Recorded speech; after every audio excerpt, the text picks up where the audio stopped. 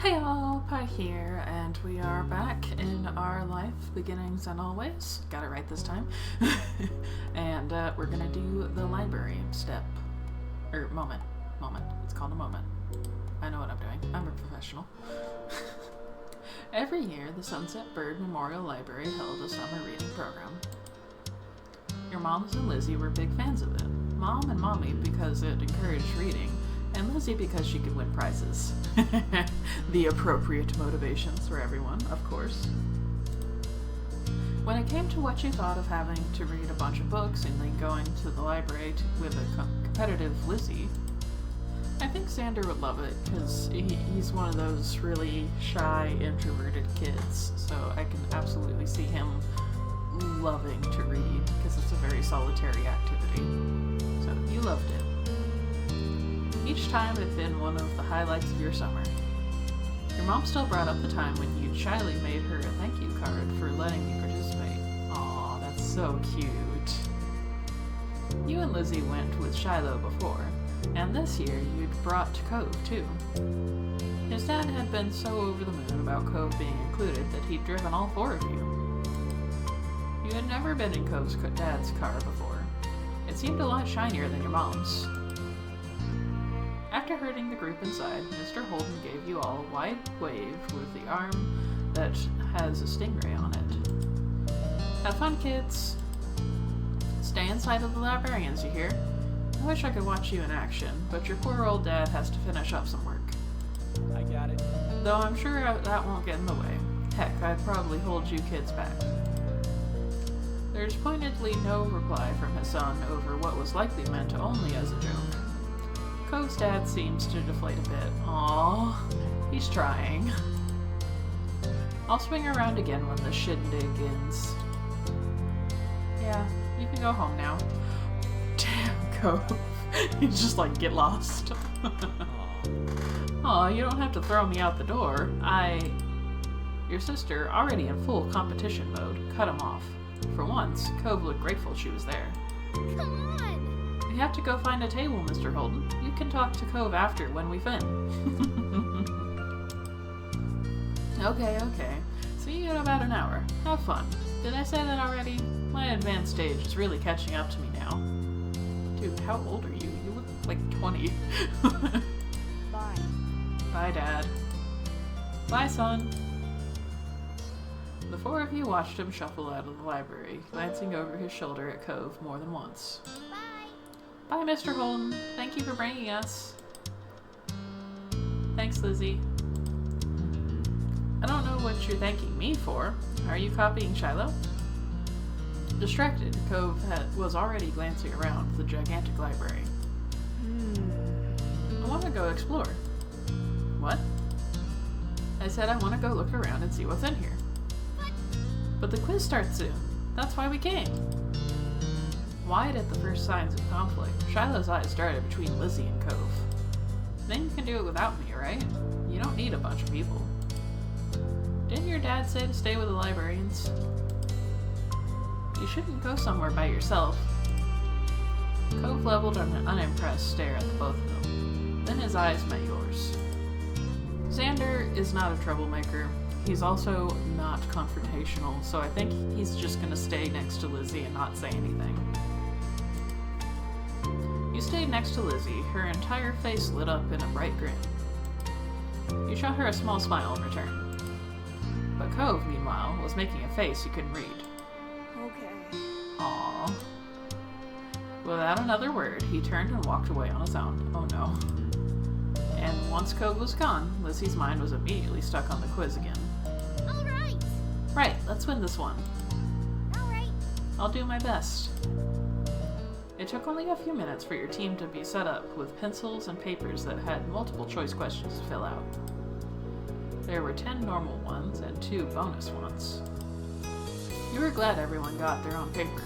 If groups had to share one, Lizzie would for sure write whatever she thought was best. From past experiences, you knew it wasn't worth it to try arguing with her about different answer ideas. You'll just have to pick what you think is best and leave Lizzie and Shiloh, who always agrees with her anyway, to choose their own things. First question. It wants to know what fruit was giant and shared a book title with a boy named James. I know what they're talking about. I should know this one, but you guys pick whatever you want. The starting answer you marked on the quiz was, oh no, I'm being tested on my book knowledge for real. Peach. Giant peach. You gave Lizzie a tiny nod once you'd finished writing. Alright, what's question 2, Shiloh? Come on, let's keep going. This one asks, which member of the Bucket family is the protagonist who wins the trip to Willy Wonka's factory? Shiloh quietly repeated the big word to himself all in one go. Maybe to make sure he got it right. Protagonist. That's the main character of the story. Thank you. Thanks. You're so smart, Lizzie. So who is it? Charlie. Xander, write Charlie. He looked back at the paper and wrote, Charlie. It's Charlie in the chocolate factory, yeah. Without even giving your answer sheet a glance over, Lizzie scanned the question guide and looked at the next one. Kissin' Kate Barlow was famous for one type of makeup. It wants to know which one it is. Nail polish, lipstick, blush. Blush? But isn't that not makeup? It's a normal thing. Yes and no. Dumbo. You can wear it on your face too. It's powdery red stuff. Oh. I don't know this book. Who's gonna guess? Oh no, I don't know this book either. Oh no! You looked at the options and picked. I'm gonna say lipstick, because that feels like a right answer. I don't know. I could be entirely wrong. Alright, that's a cool name she's got. With that settled, Shiloh took it upon himself to check the next question. Oh, I don't like this one. Who was the mean green man who terrorized? The green man who terrorized Whoville. I know this one. It means he bullied them really badly and was terrible. You know everything. That was a little funny since Lizzie said she didn't know something just on the last question. Did he not hear that part? Shiloh could be kind of weird sometimes. Without even listening to her eager audience, Lizzie turned to you and pointed at one of the options. Okay. It was the Grinch. Pick that one. You put your pencil to the paper and marked, yeah, it's the Grinch. You marked down the Grinch as the bully who picked on Whoville. By the time you'd finished writing, your sister was already on to the next one. Which of these stories was not written by Hans Christian Andersen? Oh no. One of these is The Little Mermaid. That's an ocean book. Covid's gonna be sorry he didn't do the quiz. Yeah, I bet he wishes he didn't go off by himself. Since those two were focused on talking about Cove while he wasn't here, you decided to check for yourself what was written.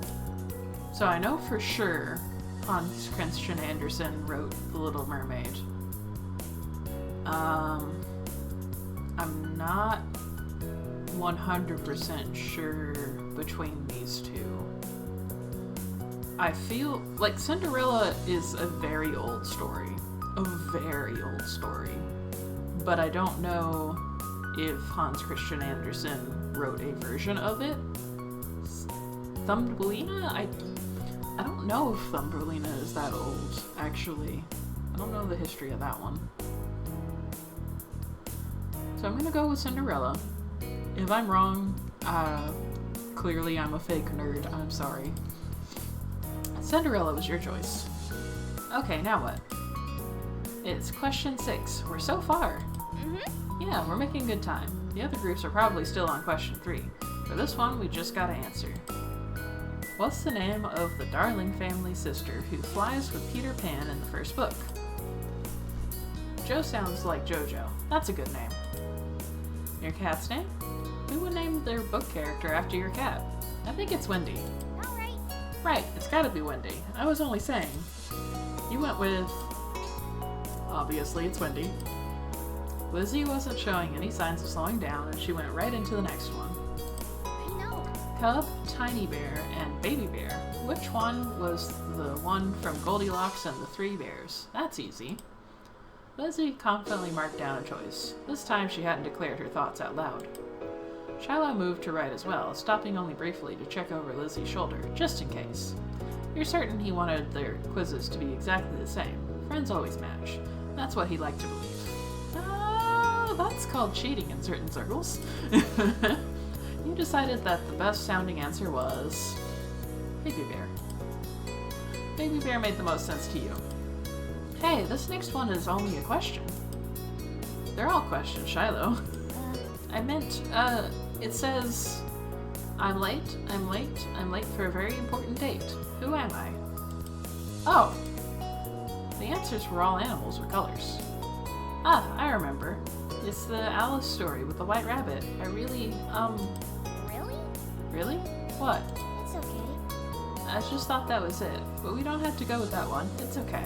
Shiloh, my boy. Think for yourself.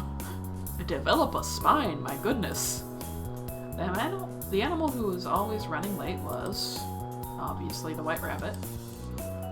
Lizzie watched you finishing and bit her lip at the next question. The Narnia series of books ended with one girl being, hey, is this the real ending? I didn't get to the last book yet. I'm not looking at the list. I'm not looking. Write something down for both of us.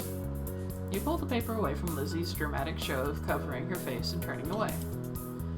Out of the girls who visited the books, the one left out of Narnia in the end was... Oh gosh, it's been so friggin' long. Heck. Which, I had, the paperback copy of all the books, like, bound together. And I read that thing until the spine split in half. I should know this. I want to say Polly. Because I feel like both Lucy and Susan go back eventually. Or maybe Susan. It could be Susan. It's been too long. It's gotta be Susan. It has to be. I feel like that's the correct answer. Let's go with that. Poor Susan, but you checked her full name and glanced at Lizzie again. Are you done? Yep. Here, I'll read the next one. Thanks. Shiloh lit up with delight at the word, then cleared his throat. The middle initial B in Child Detective Junie B. Jones' name stands for what? Your older sister slumped forward with a sigh. There are so many different book questions. No one could have read them all. Sorry, Lizzie. You guessed that the B in Junie B. Jones stood for Beatrice. So, when I was learning how to read, my mom would read me the Junie B. Jones books, but I refused to read them for myself. So I definitely, that is a core memory for me. Her middle name is Beatrice. Junie Beatrice Jones. The other two put something down as well. Junie B. Jones. Flash from the past, honestly. This next one is a bonus question. We're almost done. Oh yeah, we can make up anything we missed on this one or the next one. It's not really a book question, though. The sun being blocked out by the moon was a phenomenon called... They put some astronomy books on the bonus reading list. I haven't gone to them either. Right? But I think it's a solar eclipse. It blocks out the sun, right? Yeah. Yes. The sun being blocked out by the moon was a phenomenon called a solar eclipse, you decided. Your teammates had kept on trucking forward to reading the final bonus question. What? This one is even less on our reading list. Huh? How? Fill in the remaining letters to complete the title of the book that's a classic of English children's literature. The Secret G. Game? Guest? Garden? I have no idea. Why are all these last questions so bad? There, it's okay. Shiloh glanced down at his lap and started twiddling his thumbs. You think he wanted to apologize again, but the words were left unsaid. from the list of G words, you went with... So I don't think I've read this book, but I'm pretty confident it's The Secret Garden. The Secret Garden had a nice ring to it. I'm finished. With all the questions answered, Lizzie beamed. Okay, we need to go hand these in. I can do it. Here. He snatched up his, Lizzie's, and even your own paper and hurried up to hand it over to the judge. Lizzie decided to get up from the table too. Hey, Xander. It's not as much fun without you. Aww. Thanks for doing this again. It's not as much fun without you. We have to do it every year. Aw, Lizzie. Lizzie grinned, and just in time to prevent you from saying anything else, Shiloh skipped back over. All done. It'll be a couple of minutes, sorry. But I asked them to come to us first. That's smart. Cove's dad should be here soon. Yeah. Oh, yeah, he doesn't like to be late. Cove has reappeared. Ah! As though he was a ghost, Cove suddenly appeared, standing behind Lizzie. Hi. Hi, Cove. I guess your dad isn't like the rabbit. When did you get here? He shrugged. A while ago, that one question about the classic book was The Secret Garden. Cove, were you cheating? How could you? That is validating to know I was right about that one. Oh. Lizzie huffed, her eyes rolling to the side. They must not have picked that answer, and the revelation seemed to end the conversation. The four of you sat at your table and waited. Now that you were close to the scores, Lizzie's mood had gone right back to being just as intense as before. Oh no. She wanted to win something at least. You could tell that Cove was kind of thankful he hadn't stuck around to compete. Finally, the librarian came up to the table with a basket of prizes. Group 6? Congratulations, you did great, and one of you got perfect marks. That's a first place score, so you get a bunch of stuff. Here's a bag with all your goodies, including stickers and a free pizza voucher. Did I get a perfect score? Did I? Lizzie snatched up the prizes and clutched them to her chest. Her smile was polite, but her eyes were all competitive fire. Yeah. Thank you, we're going to win again next year. That's the spirit. I'll be looking forward to seeing you all then. Prizes delivered, the librarian wandered off to let the other groups know how they'd done, right as Cove's dad spotted you between the two bookshelves. Hey kids, how'd you do? Cove went off to wander around, but we still won. Huh? You left Cove? I wanted to look around. But your friends. It's okay, Lizzie's really smart. And Xander and Cove too. Wasn't this fun? Your sister looked down at her prizes and flashed her best, friendliest fake smile at Mr. Holden. Uh-huh. It sure was. Those stickers were probably going to end up all over the house. As they should. That's... Even so, next time you should... Cove? Cove's dad glanced around, slightly frantic, but Cove, just like always, had snuck off without thinking to say anything. Oh my goodness. Cove is a bad duckling. Kinda reminds me of my little brother. He's leaving. Cove's trying to be the first one to the car.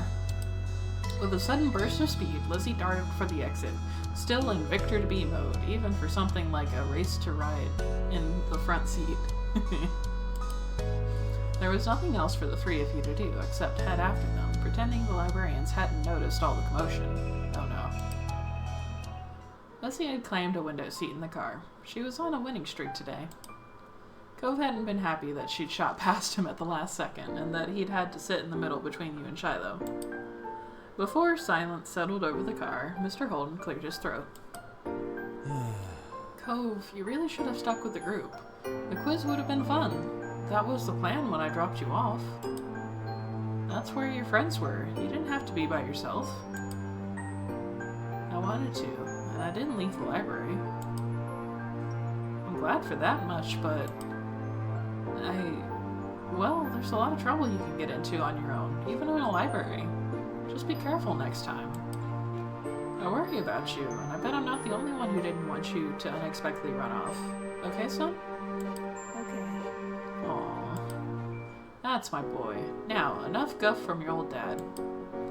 So, you guys won, huh? Congrats. That's a mighty fine job. It was a shoo-in. why did you care who did the quiz or not? Because it's tradition. We always do the quiz together. It gives us an edge. So yeah, thanks, Xander.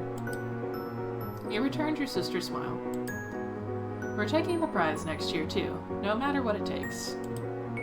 Maybe we should get started now. We'll go over the whole library. You can't read all that. Just watch us. I don't want to watch you read. I mean, that is a fairly boring activity to watch somebody else do.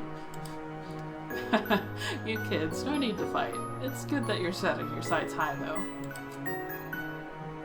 You were glad that you'd spent the day with Lizzie and Shiloh. Regardless of whether you won or lost, the summer wouldn't be the same without this tradition. Alright. And we have a bit of time left, so I'm gonna start the next one, even if we don't quite finish it. Grown up. One sweltering summer day, you were in your living room with Cove, listening to the sounds of the birds chattering outside the window while you lay across the rug on the floor. Cove's dad had dropped him off earlier, and your moms had left the two of you, along with Lizzie, to play amongst yourselves. It had been too hot to go outside in the afternoon, at least according to Mommy, so your sister was starting to get impatient for her golf class this evening. Three of you had had trouble finding something fun to do. The beach and the playground were off limits, and you felt that it was too warm for anything like playing with your fuzzy toy animals. Then suddenly a light came to Lizzie's big brown eyes, and her smile spread wide across her face. Having an idea gave her a new wave of energy. Since we're stuck inside, we should be adults. They don't play outdoors anyways. They're always inside and telling everybody they're too busy to play. Why? Cove asking the important questions. Duh. I said why. It'll be fun. Duh. What do they do inside that we don't? Besides use the phone a lot. Excluding a small huff, Lizzie decides to ignore Cove. What do you think? Xander, what do you think? Do you want to? I'm gonna go with, I don't know. Please, Xander? When have I ever had a bad idea? Whenever we play with you? Damn, Cove. Just destroy her. I wasn't asking you. You kept hesitating. You looked down at your hand, still unsure. Apparently tired of waiting for you to make up your mind, Lizzie sighed. Fine, go play over there, Xander. You flinched from her raised voice. It definitely wouldn't be fun to join now. Me and Cove will do it ourselves. It's decided. You looked ahead blankly. I guess. Aw. Now go on. Nodding goodbye to the two of them, you trailed off to find something else to do. Aw. Aw. I got kicked out of the playgroup. Oh no. Like he promised, Cove stayed put with Lizzie for the next couple of hours while you... Well, we've already established that Xander likes reading, so we'll read a book. You could hear them talking as you sat with your book by the window. You opened the picture book in your lap and immediately got lost in the story.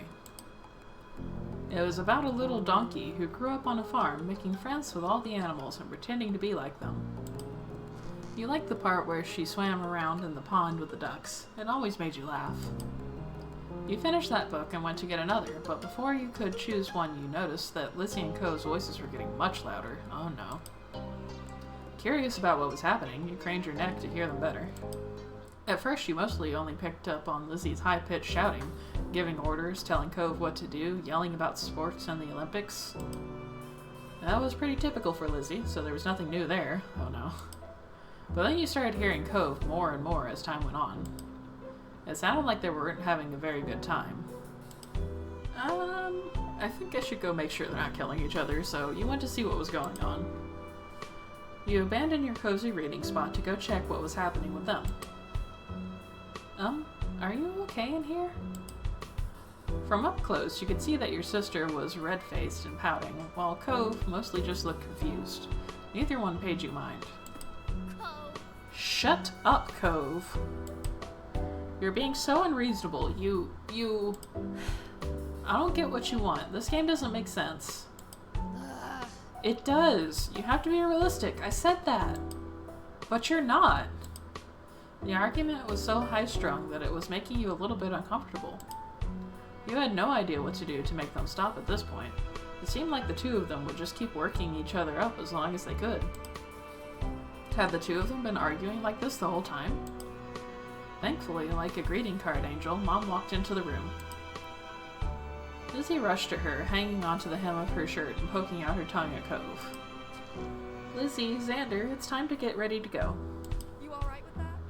Sorry you have to leave already, Cove. Their mommy said she'll walk you home so you won't be left in the cold. Cove was still glaring at Lizzie, his face flushed red with anger. I can go by myself. But without giving Mom a chance to stop him, Cove stood up and stalked out of the room, shoulders drawn tight. Huh? Okay. Worried, Mom turned to look down at you and Lizzie. You two were playing nice with our new friend, weren't you? Genuinely, I don't think Xander has a dishonest bone in his body, so you told the truth. They were fighting, Cove and Lizzie, for the whole time. Your sister's jaw dropped, looking betrayed, as Mom put both hands on her hips. Elizabeth! I told you to be kind to him. He's having a hard time right now. Lizzie's mouth closed back up, replaced by a tiny frown. I know. I tried, but he was... No buts. We both know you can show someone a great time when you put your mind to it. We're going to apologize to Cove and his dad over the phone when he gets home from work tonight. Lizzie hung her head, dragging a foot across the ground in front of her. Okay, Mom. Good girl. You got pieces of Lizzie sulking to herself about how it was his fault too, but it was over. Alright, we better get a move on. Let's go. Let's go, kids. Noelani, where did you leave the car keys? Mom hustled you all out the door, and you noticed during the car ride to golf practice that Lizzie was quieter than usual. She was usually the first one to request which music to listen to in the car, but she didn't say a thing. Your parents noticed, and she wasn't in a mood to be bothered. They gave her space, and Mommy just asked you what you'd like to listen to. You chose a song you knew Lizzie liked. Maybe that would cheer her up. You were happy to see it brightened her up right away, and she started to sing along with you. Soon enough, her bad mood was a thing of the past. When the car ride was over, you spent the twilight hour watching Lizzie hit things with other girls her age. You didn't know much about golf, but you could tell that she really liked it, so you sat with your moms and tried to puzzle it out. It was nice sitting outside after being cooped up in the house all day, and you stretched out your legs to let the last few minutes of sun warm your skin. When the sun was finally out of sight, dipping behind the horizon, you all got ready to leave. Instead of going straight home, your moms took the family out to dinner. You went to a restaurant you had all been going to ever since you could remember. Earlier, you'd only caught the tail end of your sister's argument with Cove, but you could kind of tell that all of this helped Lizzie be less angry. The car ride home was quiet, with only the radio providing escape from silence. Lizzie had been in better spirits now, but the closer you got to your neighborhood, the more she wiggled in her seat and frowned out the window. She knew it was coming when you got back home. Clearly, she was dreading it. Soon enough, Mom was turning onto your street, then reversing into the driveway. Once she cut the ignition, it was dead silent. No one spoke, only unbuckled their seatbelts and opened their doors. Lizzie was the last one out. Alright, and we're gonna stop it there, because I am just now over time. So that should hopefully be a nice 30-minute chunk after editing, I hope. Anyway, thank y'all so much for watching. If you have enjoyed it, please leave a like, leave a comment if you have something to say, subscribe if you have not yet, and if you would like to support me financially, for as little as $1 a month, you can get early access to all my regular videos over on my Patreon. And for everyone else, I just hope to see you again in the next one.